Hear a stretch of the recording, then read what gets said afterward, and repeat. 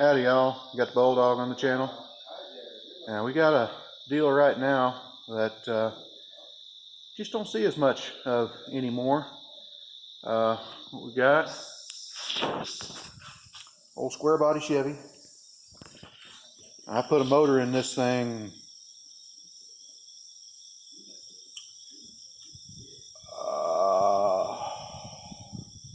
not when the first Bush was president, but when the second Bush was president. I think first term. Yeah, it's been a while. I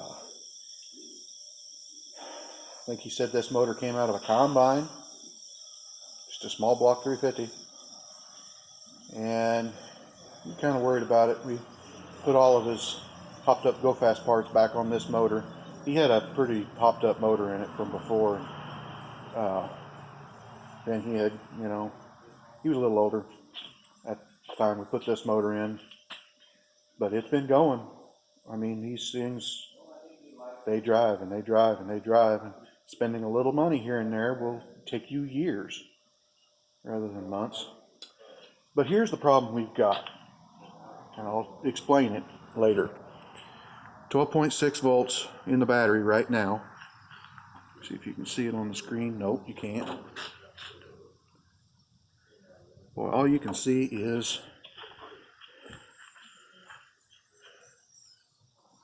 there. You can see that kind, I think. For whatever reason, you can't see much on the screen. 12.6 volts. That's going to be loud. So, because although it's just a stock engine, it's still loud.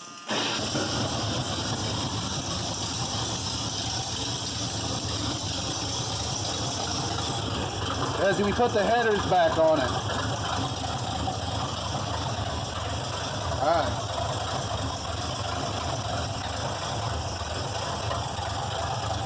There we go. 12.3 volts. Barely enough to hold it. It's got a pretty low idle, but we'll turn on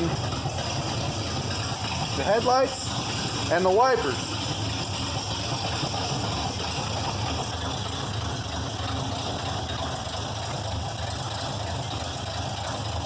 Well, there we go.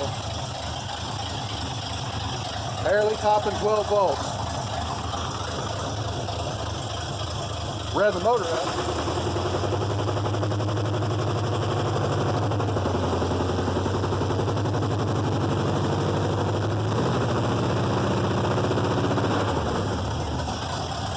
It gets up above 13, sometimes it'll hit 14.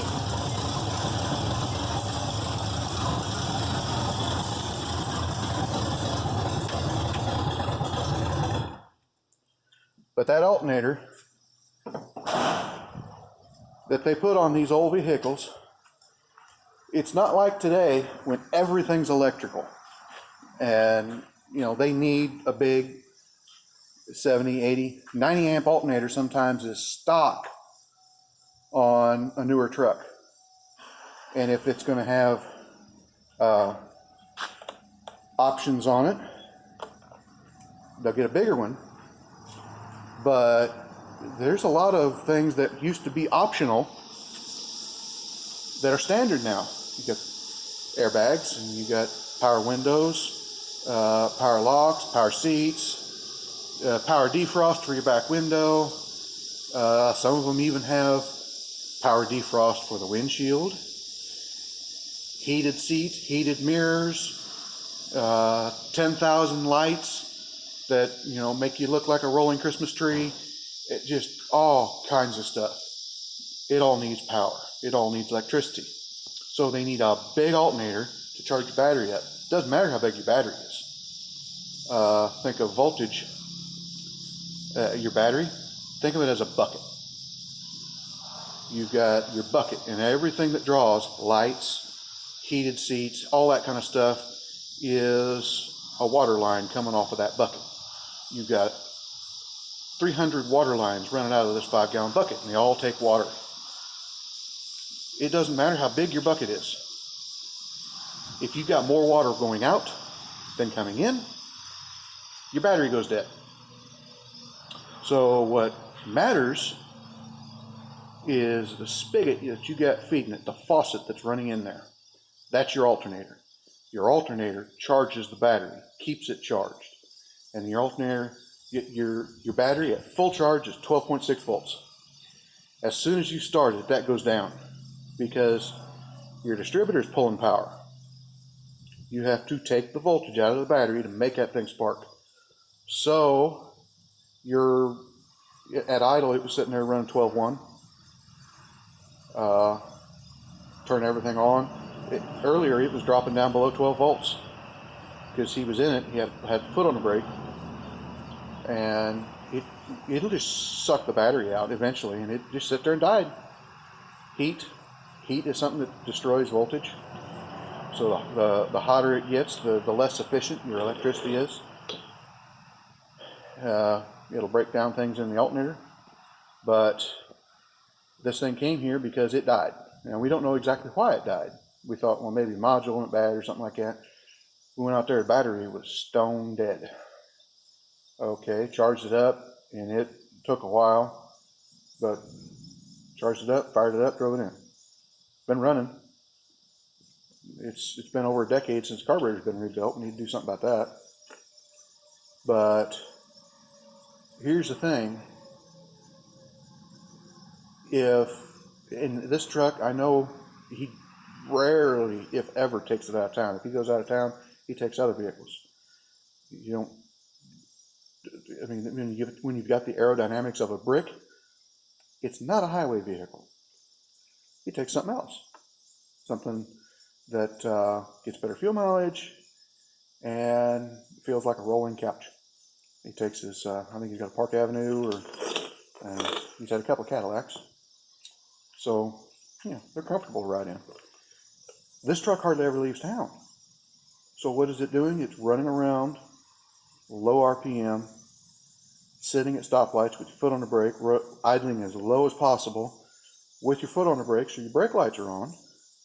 And if that's all it ever does, then the throttle that you give it to go from stoplight to stoplight is not enough to charge that battery back up. It will suck the battery down until it dies. So it's something to think about whenever you're working on your older stuff. It might check that alternator, and it might be putting out charge, but is it putting out enough charge?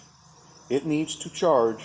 If you have no draws other than just your headlights, wipers, exterior lights, you still need to be charging it around 13 at an idle. Preferable if you were at 13.2, 13.4, something like that. Because as soon as you took up all the draws, if you turn everything on and it drops below 13 at an idle, you're going to eventually suck that battery down. Like I said, 12.6 is fully charged.